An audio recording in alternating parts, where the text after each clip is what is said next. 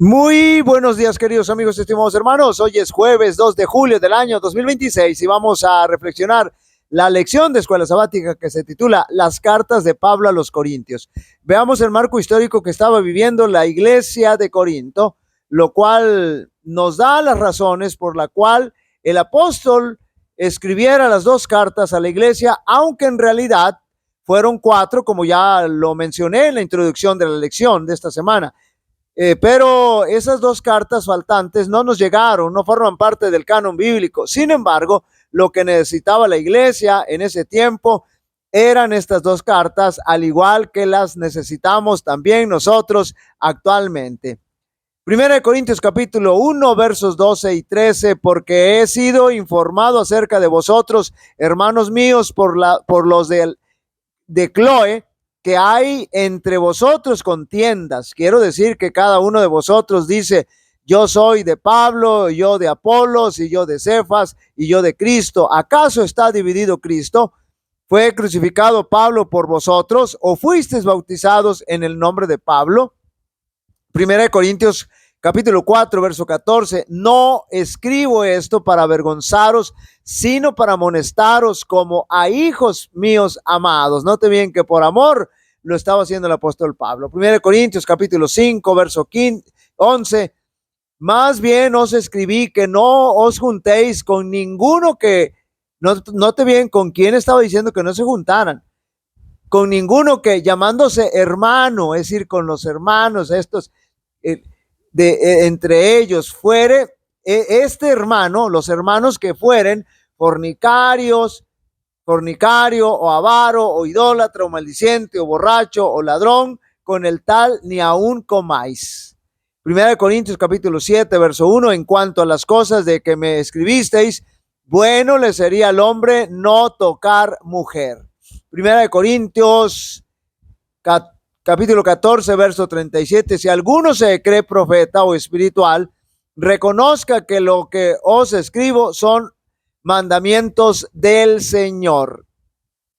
Primera de Corintios 14, 40. Pero hágase todo decentemente y con orden. Es decir, había ciertas situaciones que se estaban presentando en la iglesia y entonces el apóstol Pablo estaba dando las indicaciones de cómo enfrentar esas situaciones. Segunda de Corintios capítulo 1, verso 12. Porque nuestra gloria es esta, el testimonio de nuestra conciencia, que con sencillez y sinceridad de Dios, no con sabiduría humana, sino con la gracia de Dios, nos hemos conducido en el mundo y mucho más con vosotros. Segunda de Corintios capítulo 2, verso 9. Porque también para este fin os escribí, para tener la prueba de si vosotros sois obedientes en todo. Segunda de Corintios 11, 3. Pero temo que como la serpiente con su astucia engañó a Eva, vuestros sentidos sean de alguna manera extraviados de la sincera fidelidad de Cristo. Estaba preocupado el apóstol Pablo por la situación espiritual de la iglesia de Corinto. Segunda de Corintios capítulo 13, verso 10. Por esto os escribo estando ausente, para no usar de severidad cuando esté presente, conforme a la autoridad que el Señor me ha dado para edificación y no para destrucción. Tremenda la lista de problemas que presentaba la iglesia de Corinto. Si usted pensaba que su iglesia local tenía problemas, no tenía idea de lo que se vivía abiertamente en la iglesia de Corinto. Alguna problemática ya la mencionamos e incluso entramos en detalles al respecto. El apóstol Pablo escribió la primera carta a los corintios desde la ciudad de Éfeso en Asia Menor. La epístola fue redactada aproximadamente en los años 54 y 57 después de Cristo, cerca del final de su tercer viaje misionero. El apóstol recibe un informe bien detallado por parte de la familia de Cloé de toda la problemática que presentaba la iglesia de Corinto. Estaba dividida, había abundancia de inmoralidad sexual, los hermanos eran como perros y gatos, es decir, se la vivían peleando, demandándose unos a otros, había prostitución dentro de la iglesia. Además, la iglesia tenía inquietud respecto a ciertas cosas, las cuales los las externaron con preguntas, y estas preguntas tenían relación con el matrimonio, el divorcio, el celibato, los alimentos sacrificados a los ídolos, la conducta en el culto, que era terrible y era un desorden, el uso de los dones espirituales. También tenían una comprensión incorrecta respecto de la resurrección. Así que la iglesia, de Corinto era todo un caos. No tenían madurez espiritual ni doctrinal.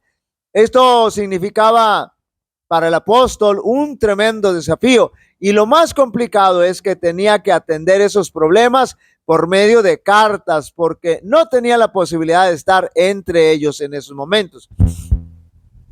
Esa primera carta a los Corintios es también para nosotros actualmente muy necesaria, porque muchos de los problemas que enfrentaron ellos también los enfrentamos hoy día. Tal vez no toda esta problemática se presenta en una sola iglesia local, pero podemos encontrar estos diversos problemas en varias de nuestras iglesias locales. Ya en su segunda carta a los Corintios, la situación era diferente. La mirada de la iglesia no estaba, note bien, puesta en Cristo, sino era más material. Por eso el apóstol Pablo ahora buscaba que el centro de la vida de los miembros de la iglesia de Corinto fuera Cristo Jesús. Recordemos también que en esa carta el apóstol va a defender su ministerio, porque algunos falsos maestros habían puesto en duda su integridad y autoridad.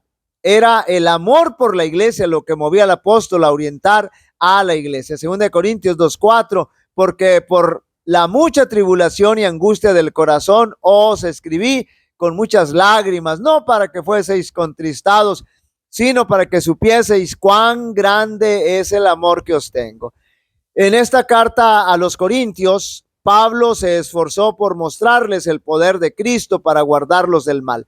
Sabía que si cumplieran con las condiciones expuestas, serían revestidos de la fuerza poderosa como medio para ayudarles a librarse de la esclavitud del pecado y perfeccionar la santidad con el temor del Señor. Pablo les presentó con vehemencia los requerimientos de aquel a quien habían dedicado sus vidas cuando se convirtieron.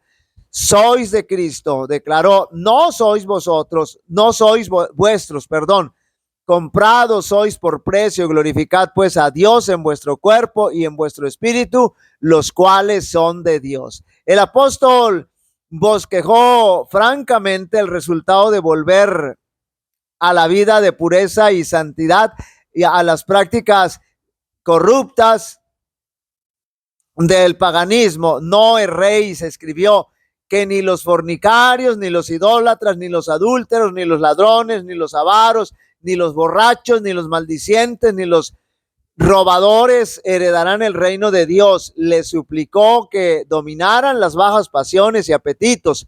¿O ignoráis que vuestro cuerpo es templo del Espíritu Santo? Les preguntó, el cual está en vosotros, el cual tenéis de Dios. Le daba las bases bíblicas, las bases teológicas para que respetaran sus acciones respecto al cuerpo. Aunque Pablo poseía elevadas facultades intelectuales, su vida revelaba el poder de una sabiduría aún menos común, que le daba rapidez de discernimiento y simpatía de corazón, y le ponía en estrecha comunión con otros, capacitándolos para despertar su mejor naturaleza e inspirarlos a luchar con una vida más elevada. Su corazón estaba lleno de ardiente amor por los creyentes corintios. Anhelaba verlos revelar una piedad interior que los fortaleciera contra la tentación. Sabía que a cada paso del camino cristiano se les impondría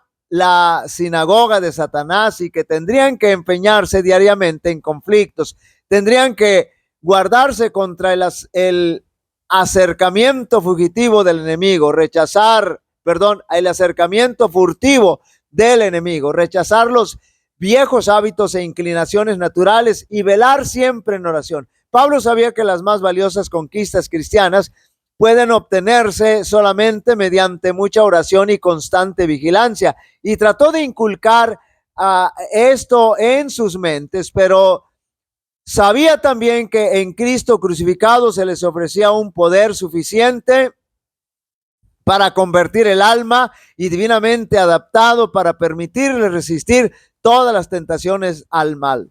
Con la fe en Dios como su armadura y con su palabra como su arma de guerra, serían provistos de un poder interior que los capacitaría para desviar los ataques del enemigo. Los creyentes corintios necesitaban una experiencia más profunda en las cosas de Dios. No sabían plenamente lo que significaba contemplar su gloria y ser cambiados de carácter en carácter. No habían visto sino los primeros rayos de la aurora de esa gloria. El deseo de Pablo para con ellos era que pudieran ser henchidos con toda la plenitud de Dios, que prosiguieran conociendo a aquel cuya salida se prepara como la mañana y continuará aprendiendo de él hasta que llegaran, y continuaran aprendiendo de él hasta que llegaran a la plenitud del mediodía de una perfecta fe evangélica. Queridos amigos y hermanos, por mucha que sea la problemática que exista en nuestra iglesia, el Señor siempre se va a manifestar. No va a guiar, y nos va a guiar en el camino o al camino correcto. Solo hace falta que nosotros estemos dispuestos a aceptar su voluntad. Jehová te bendiga y te guarde. Jehová haga resplandecer su rostro sobre ti y tenga de ti misericordia. Jehová alce sobre ti su rostro y te dé paz. Y pondrán mi nombre sobre los israelitas y yo los bendeciré. Dios bendiga a cada uno de vosotros.